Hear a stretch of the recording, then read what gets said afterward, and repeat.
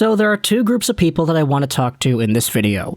Firstly, it's the Arizona Coyotes fan base that is very passionate about the way their team is being reported on and how these articles on The Athletic make their team and the relationship they have with ASU seem.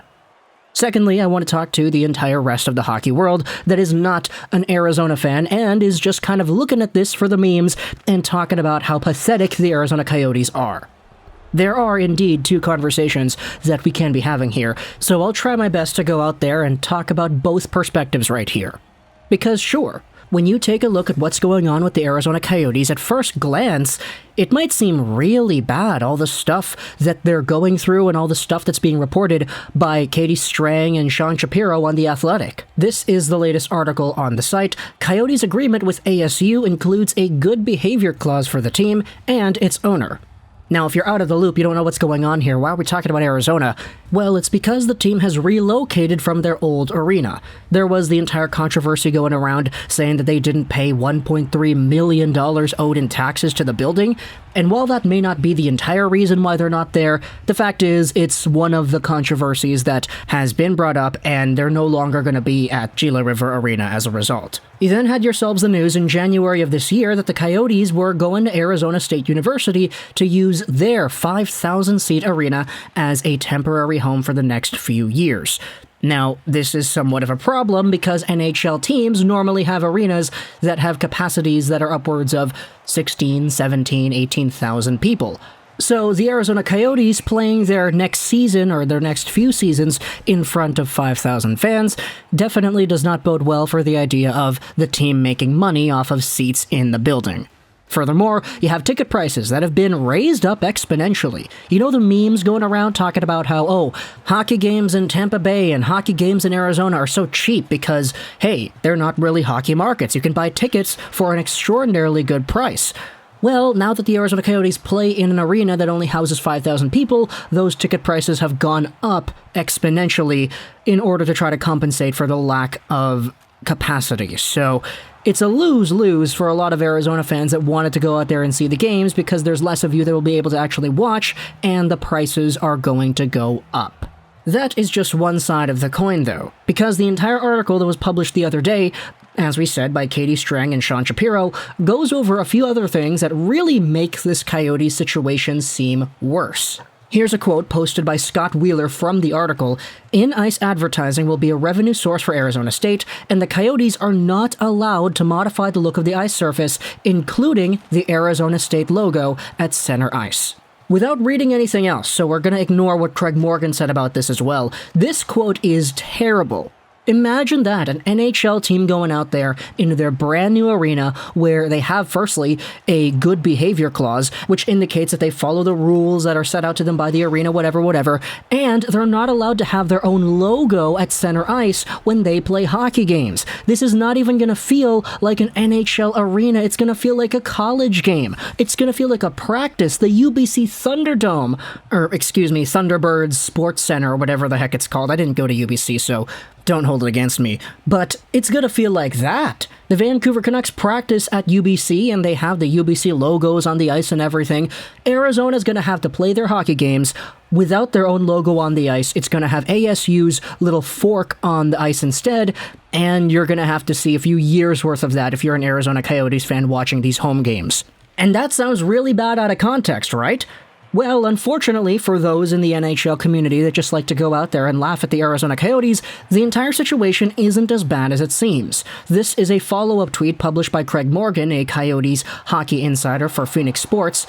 ASU CFO Morgan Olson said to him, regarding center ice, you should anticipate that both team identities will be reflected.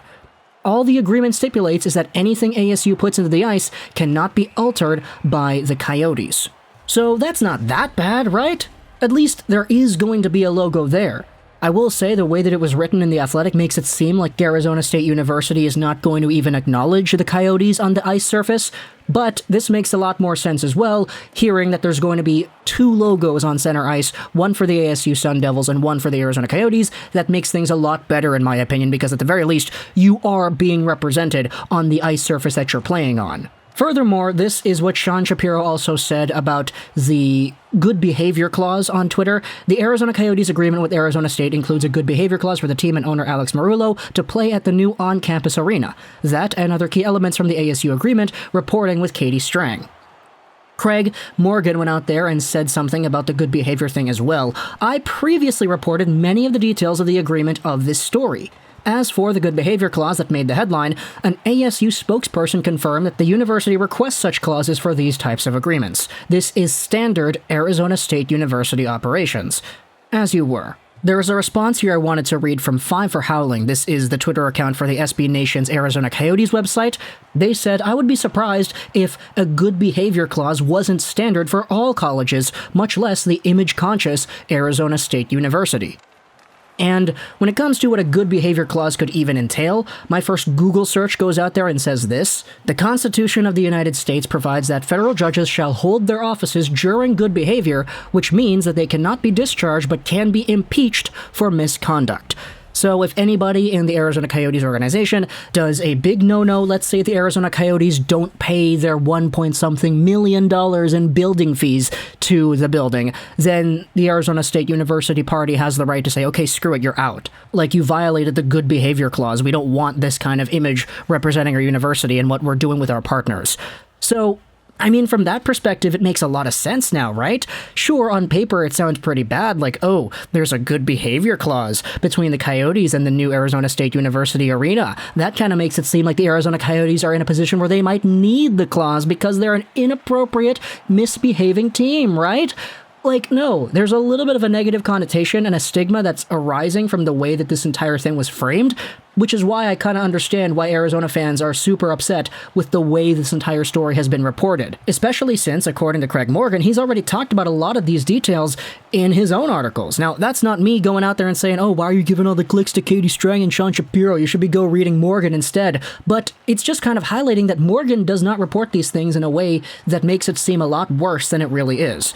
Maybe the folks over at The Athletic just did not ask enough questions to get the details that, okay, even though the Coyotes will not be allowed to modify the center ice graphic, there still will be a Coyotes and a Sun Devils graphic represented on the ice, which makes it a lot better than just saying, oh, they have no control, there's going to be no Coyotes logo on the ice at all. And I totally get how it becomes even more frustrating when, time after time, every few months, there's another article coming out about how the Arizona Coyotes are inept and incompetent at their jobs. It's so funny just to see the downward spiral of this team in the eyes of the media, that even though there might not be too many Arizona Coyotes fans out there comparative to the other teams I cover here, Montreal, Vancouver, Detroit, etc., I could totally understand why some of them are still upset with the way their team is being covered regardless. So let me know in the comments, am I kind of in a wrong place here by saying that the way the Coyotes and their entire systems, the good behavior clause, the no logo on the ice and everything, am I coming from the wrong place when I say I sympathize with the Arizona Coyotes fan base and I don't think this is as big of a deal as it's been made out to be? Like, if you search Arizona Coyotes Arena on Google, you'll find so many articles on a whole bunch of different websites talking about how there are some embarrassing stipulations and the agreement is not really all too friendly for the Coyotes. Let's just do that right here, Coyotes Arena, and look at the first few articles that pop up on the Google machine here. For the win USA Today, Arizona State won't let the Coyotes use their logo at center ice in their new arena. 123news.com says the report the Arizona Coyotes may not be able to put their logo at center ice at ASU's new arena, when we had Craig Morgan who said, okay, no, they're just not allowed to change what's going to be there, but there will be Arizona Coyotes representation on the ice regardless. It's kind of funny the way this entire thing is being spun, isn't it? Are the Arizona Coyotes really as pathetic as everybody is saying they are? I personally don't think so, but you can let me know in the comments why I might be wrong or I might be not. This is not including all the conversations we have had about their draft history and what they did to violate the NHL Draft regulation rules. That was all the old management anyway, so I don't really want to go out there and label it under the same umbrella, if you know what I mean. But either way, let me know in the comments all your thoughts. I hope you enjoyed this video. And bye.